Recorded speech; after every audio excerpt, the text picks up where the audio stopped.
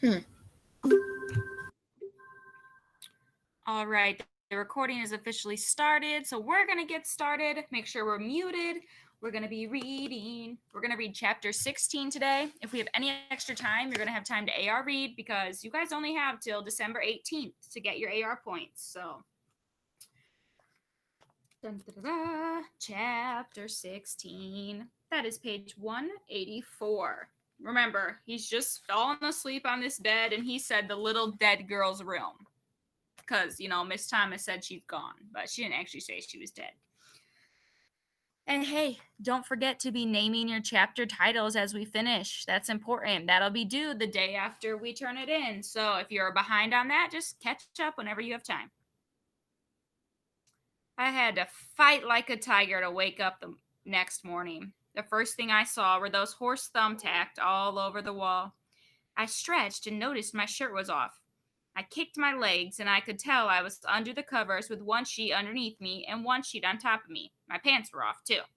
Boy, I must have really been tired last night. I couldn't even remember getting undressed and getting between the sheets, but that explained why I was sleeping so hard. I found out one of the rich people's secrets. Sleeping with two sheets puts you out just like a baby that's been rode around in an automobile. I looked over and thought I was dreaming. My clothes were all folded up in a neat pile, the same way Mama used to fold them when she'd go to work before I got up. I blinked my eyes a couple times because it looked like there was a note on my clothes. Mama would always leave me a note that said something like, "Dear Bud, please be neater. See you tonight. I love you." My eyes started getting all stingy, but I blinked them a bunch more times and the note disappeared. I kept blinking, but a pile of clothes stayed right where it was. Aw, shucks. Miss Thomas must have come in at night and undressed me and put me in bed. I bet she got a real good look at my legs. Remember, he's got them skinny legs. I got up as quiet as I could and put my clothes back on. I could hear laughing and talking coming from downstairs. Right when I got near the kitchen door, I could hear Hermione Calloway saying, "So that's how the cookie's going to crumble." Miss Thomas said, "You have no idea how bad those orphanages can be. It's no place to be raised. I can't believe you. You'll take care of any stray dog wandering through this neighborhood, but when it comes to a child, all of a sudden you have no sympathy. You might not have been paying attention, but we agreed last night what we were going to do about that boy, and that's what we're sticking to." Uh-oh. I was glad I didn't take anything out of my suitcase because it looked like I might be making a break for the streets again. Hermione Calloway said, "Like I said, I'm gonna find out what the real story is in Flint, and then we'll see." So Herman's still not having it, but Miss Thomas is like, nope, no orphanage for Bud. Miss Thomas said, "That's fine. I believe the child. You, above all people, should know I've got a sense about when someone is lying." Uh-oh. I'd have to remember that. She kept talking until we heard otherwise from Flint. He's staying right here. A fourth voice said, "Well, I'm glad to hear it. That means I didn't go digging around in the basement for nothing. I think he's going to really like this." It was Steady Eddie, and it sounded like he had something for me. I ran back up the steps on my tiptoes and down the hall to the little dead girl's room. I stood outside the room and closed the door loud enough that they could hear it downstairs. I clumped down the hall to the door Miss Thomas said was the bathroom. When I was done, I pulled the chain that made the water go down. The loud noise made me jump back. Man, these inside the house outhouses were hard to get used to. So he's used to outhouses, meaning like the bathrooms outside. So he's not even used to bathrooms being inside a house. He's like, "Oh snap, these are hard to get used to, like nothing like I've had before." I washed my hands with running hot water and closed the bathroom door kind of loud. I clumped down the steps, stopping a couple times to yawn real loud. When I walked into the kitchen, they all had looks on their faces like they hadn't been talking about me at all. I said, "Good morning, Mr. Calloway," but I didn't really mean it. Then I said, "Good morning, Miss Thomas." "Good morning, Mr. Jimmy." "Good morning, Steady Eddie." I noticed right away that Miss Thomas didn't have all her diamond rings on. I guess it would have been hard sleeping with them flashing lights up at you. She must have to keep them closed up in a box that the sparkles can't get out of. I noticed too that even without the rings, Miss Thomas still had to be the most beautiful woman in the world. They smiled and said, "Good morning, Bud." all except Hermione Calloway.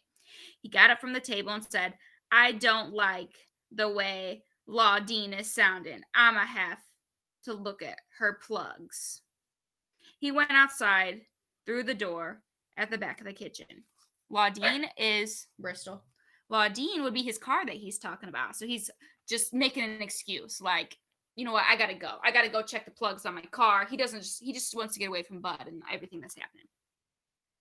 Miss Thomas said, Bud, we've just about given up on you. Do you usually sleep until afternoon? Afternoon? Man, I couldn't believe it. I'd slept as long as those rich folks in moving pictures. Remember, moving pictures are movies because pictures move. Yeah, you get it. No, ma'am, that's the first time I ever did that. She said, I know you must be starving, but if you can hold out another half hour or so, Mr. Jimmy's going to make everyone lunch. You think you can wait? Yes, ma'am. A half an hour wasn't nothing to wait, no matter how hungry you were. Mr. Jimmy said, So what's the scoop, little ma'am? I didn't know what that meant, so I said, Nothing, sir. Said Eddie said, How'd you sleep, kiddo? Great, sir. Oops. I forgot I wasn't supposed to call the bandmen, sir. He said, Cop it's quiet, and pointed at the chair. I guess he meant sit down, so I did. Miss Thomas said, Were your ears burning last night, bud? Man, all these Grand Rapid people do is talk funny. I only came from the other side of the state, and it was like they talk some strange language out here. I said, What, ma'am? I don't know if any of you guys have ever heard the whole ears burning thing. I have. She said that's an old saying that when people talk about you behind your back, your ears start to get real warm, kind of like they're burning. I said, No, ma'am, my ears felt just fine. She said, Well, they should have been burning. You were the subject of a very long conversation last night. But as sound asleep you were, I'm really not all surprised you didn't notice. I had to check your pulse to make sure you were still alive. Shucks, I knew it. She did come in when I was conked out and took my doggone pants and shirt off and put me there. Ma'am, was real embarrassing. Miss Thomas said, Mr. Calloway and the band and I talked about you for a long time. We've come up with something we want to discuss with you, but we need your help in deciding what to do. Uh-oh. That was Rules and Things number 36, or something. That meant I was going to have to get ready to fetch something for her. I said, Yes, ma'am. She said, We've got to talk to some people in Flint first, but if they say it's all right, we're hoping that you could stay here at Grand Calloway Station for a while. A gigantic smile split my face in half. Miss Thomas said, I'm going to assume that means yes. I said, Yes, ma'am. Thank you, ma'am. Miss Thomas said, Before that grin gets stuck on your face, let me tell you, you're going to have lots of chores and things to take care of around here. But you'll be expected to pull your own weight the best you can. We all like a very clean house, and none of us are too used to having children around. So we're all going to have to learn to be patient with each other. There's one person in particular that you're going to have to be patient with. Do you know who I mean? I sure did. Yes, ma'am. It's Mr. Calloway. She said, Good boy. Give him some time. He really needs help with lots of different things. He swears someone's adding weight onto his brass fiddle of his every year, but he's just getting older. He can use some young, wiry hands to help him around. You think you can handle that? Now, I knew for sure that she looked at my legs. She must have thought I was real weakling. I said, Yes, ma'am. My legs are a lot stronger than they look. Most folks are surprised by that. Miss Thomas said, I don't doubt that at all, Bud. I'm not worried about your body being strong. I'm more concerned about your spirit. Lord knows Mr. Calloway is going to give that a test.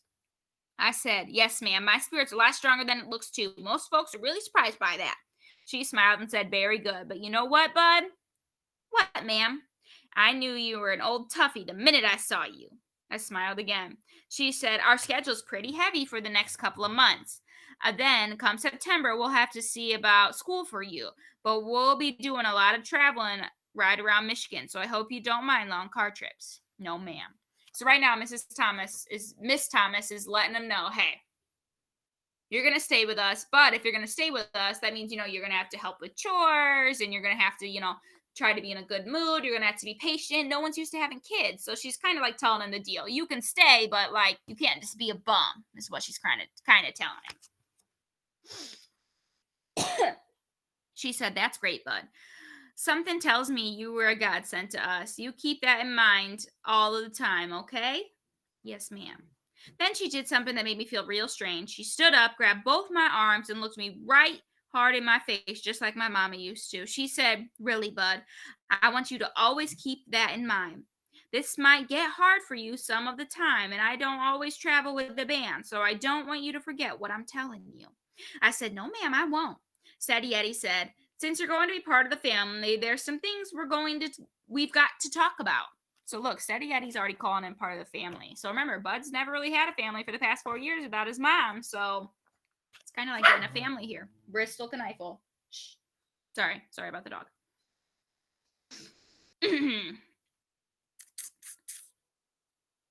I've noticed the tight grip you got on that old suitcase of yours. I need you to I need to know how attached to it you are. I carry it with me everywhere I go because all my things are in there. I wasn't sure if I'd like the way this talk was going. Sadie Eddie said, "That's what I needed to know. Are you attached to the suitcase or all the things are inside are important?" I'd never thought about that before. I always thought of my suitcase and the things inside of it together. I said, "The things I got from my mother are the most important." He said, "Good. Because if you're going to be traveling with us, it wouldn't look too copacetic for you to be carrying that ratty old bag." So basically, he's like, it's not going to look cool if you got that ratty old suitcase with the whole band. So he's like, I don't know, probably trying to find a way to get rid of it. I don't know. He reached under the table and pulled out one of those funny looking suitcases that the band kept all their instruments in. This looked like a baby one to his. He put it on the table, opened it up, and said, "Since you're going to be traveling with Hermione Calloway and the Worthy Swarthies, which is known for wide which is known far and wide as a very classy band, it's only fitting that you quit carrying your things in that cardboard suitcase. This is my old alto sax case. I've been hanging on to it for 3 years now, ever since the horn got stolen right off the stage in Saginaw. But it doesn't look like I'm ever going to get it back. So I figured you might as well keep your mama's things in it." Wow. Thank you, Steady Eddie. So he's like replacing his suitcase with an old instrument case, which is probably a lot nicer. I pulled my new suitcase over to me. The inside had to be a great big dent where Steady Eddie's saxophone used to go. Now there wasn't anything in it but a little raggedy pink towel. The case had some real soft, smooth black stuff all over the inside of it. It covered everything, even the dent. This was a real old smell that came out of it, too. The dried up slobber and something dead. It smelled great. Okay, probably didn't really smell great. He's just so excited about it. Does anyone know what would be in the inside of that instrument case? You guys aren't in band this year, so you guys may not know. Anyone? So it's a real soft fabric. It's called velvet. You guys probably all know what velvet is. It's like, I don't really know how to describe velvet. It's like tiny little soft hairs, basically. But that's what would be inside of an instrument case. If you guys were in band, like you normally would be in fifth grade, you guys can join, but we couldn't this year. Your instrument cases would have velvet on the inside. The back kitchen door opened, and I thought Hermione Calloway was coming back to ruin everybody's fun. But it was rest of the band. Everybody said hello, pouring themselves coffee, then sat down at the table. Doo Bug said, "I see Mr. Calloway's got Logdean's carburetor tore down again. Anything wrong?" Miss Thomas said, "There's a lot wrong, but not with that car." So remember, Lawdean, however you say it, that's Mr. Calloway's car. They all laughed, so I joined in too. I patted my new case and said, "This here's my case now. I'm going to be going around with you." They smiled, and Dirty Deed said, "So we hear. Glad to have you aboard, partner." Steady Eddie said, "I was just about to tell him some of the things Hermione E. Calloway requires of everybody in his band." The thug said, "Otherwise known as Hermione Calloway's rules to guarantee you have no female companionship, no alcohol, and no fun at all. Rule number 1, practice 2 hours a day." Mr. Jimmy said, "That's a good one." Steady Eddie said, "So I got you this, bud." Steady Eddie handed another present for me. This was a long, brown, skinny wooden flute. I was going to have to learn music. He said, "It's called a recorder. Once you've developed a little wind and some tone and a ambrosia, we'll move you on to something a little more complicated." So they're like, "Okay, if you're going to be, hanging out with us, you got to learn how to play music. Here's a recorder. Here's your new instrument. You practice in 2 hours a day." My goodness, he's got a lot of life changes. These must been more of those Grand Rapid words because they sure weren't like any American talk I ever heard before. I said, "Thank you." Steady Eddie said, "Don't thank me until you've been through a couple hours of blowing scales. We'll see if you're still grateful then." The thug said, "Now, all that's left is to give little stuff here a name." Miss Thomas said, "I don't like the way Law Dean's been sounding. I think I'm going to go check on the air in the trunk." She picked up her coffee and started to leave the kitchen. Doo Bug said, "You don't have to leave, Miss Thomas. Darling, I know that. It's just that this is one of those man things that you all think is so mysterious and special that I have absolutely no interest in. The only thing I can hope is that the process has improved since you four were given your names." Then she left the room. So they're about to find a nickname for Bud, and Miss Thomas is like, "Yeah, I don't care. So peace out. Have a good time deciding that." As soon as she was gone, Steady Eddie told me, "Hand me your axe and stand up, Bud." I was starting to catch on to this Grand Rapid talk. I remember that the axe was an instrument. I handed Steady Eddie my recorder and stood up in front of him. He said, "Uh-oh, she was right. This is mysterious and special. So that grin's got to go, brother." I tried to tie down my smile. Steady said, "Mr. Jimmy, you're the senior musician. Would you proceed?" Mr. Jimmy said, "Gentlemen, the floor is open for names for the newest member of the band, Bud, not Buddy." They started acting like they were in school. The thug raised his hand and Mr. Jimmy pointed at him. The thug said, "Mr. Chairman, in light of the boys' performance last night at the Sweet Pea, I nominate the name Waterworks Willie." Because remember, he was crying. Shucks, I was hoping they forgot about that. Mr. Jimmy said, "You're out of order, Douglas." Steady raised his hand. "Mr. Chairman, that boy's obviously going to be a musician. He slept 12 hours. He slept until 12:30 today. I propose that we call him Sleepy." Mr. Jimmy said, "The name Sleepy is before the board. Any comments?" The dirty deed said, "Too simple. I think we need something to let folks know how slim the boy is." Because remember, he's a little thin. Doo Bug said, "How about the Bone?" Steady said, "Not enough class. He needs something so people will know right off that this boy's got class." Mr. Jimmy said, "How do you say bone in French?" "French always makes things seem a lot classier." The thug said, "That's easy. Bone in French is la bone." Doo Bug said, "La bone. Nah, it don't have no ring to it." Steady Eddie said, "I got it. We'll compromise. How about Sleepy La Bone?" I couldn't tie the smile down anymore. That was about the best name I've ever heard in my life. Mr. Jimmy said, "Let me try it out.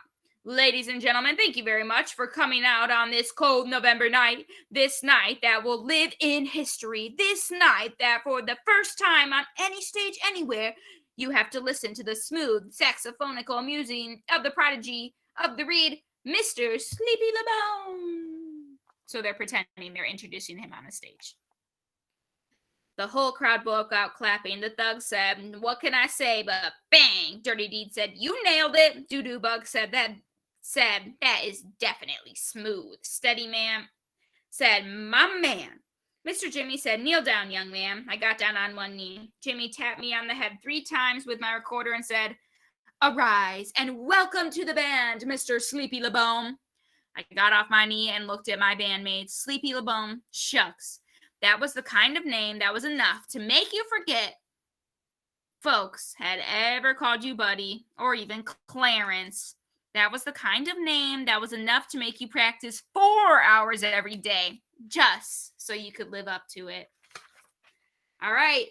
So right now, Bud is just going to be a part of the band for a while. And he's got himself a new nickname and he's got himself a new suitcase. We are going to stop there today. I want you guys, you still have a while till Math RTI. You have an extra 12 minutes. So please read for AR during this time because minus a few of you guys are done. But everyone else, you guys are lacking in your AR points. So you got some extra time. Read for AR and I will see you guys in Math RTI or in reading class, okay? Bye. Bye. See you in reading or see you in Math RTI, whichever.